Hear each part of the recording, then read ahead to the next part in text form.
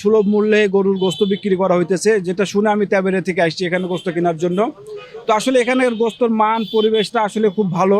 আসলে বাজার থেকে আমাদেরকে গোস্ত কেনা হয়, গোস্ত বিক্রি করা হয়, গোস্ত দেওয়া হয়।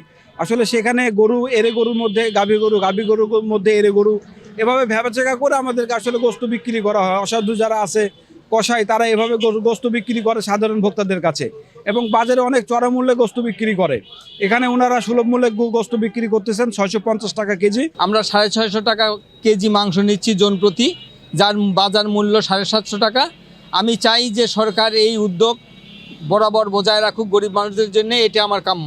আমি এখান থেকে ডিম নিলাম 30 টাকা হালি, বাজারে 35-40 টাকা হালি, এজন্য এখান থেকে 30 টাকা হালি ডিম নিলাম। রোজাদাররা যেন সুলভ মূল্যে এবং প্রকৃত খাঁটি জিনিসটি কিনতে পারে, সেই লক্ষ্যে আমাদের রমজান মাসে ডিম এবং মাংসের চাহিদা রয়েছে বিধায় এইখানে আমাদের যে জেলা প্রাণী সম্পদ কর্মকর্তার সাথে এবং জেলা প্রশাসন সহ একসাথে আমাদের উদ্যোগে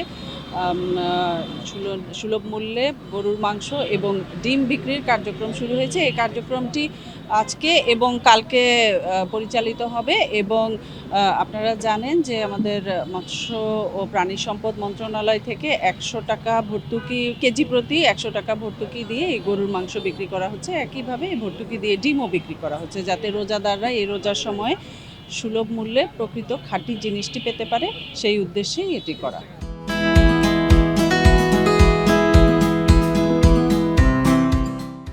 প্রাণী সম্পদ অধিদপ্তর এবং মৎস্য ও প্রাণী সম্পদ মন্ত্রণালয়ের অধীনে আমরা সুলভ মূল্যে ডিম এবং মাংস বিক্রয় কেন্দ্র স্থল থেকে বলছি, বিক্রয় আমরা করছি। এখানে সুলভ মূল্যে 650 টাকা কেজি হিসাবে মাংস এবং 30 টাকা হালি হিসাবে আমরা ডিম বিক্রয় করছি। আমরা প্রতিদিন 200 জন ব্যক্তিকে মাংস বিতরণ করব এবং 2 দিন চলবে আমাদের প্রোগ্রাম, মোট 400 জনকে। এবং ডিম আমরা প্রতিদিন 1000, 2 দিনে প্রায় 2000 আমরা ডিম সুলভ মূল্যে বিক্রয় করব।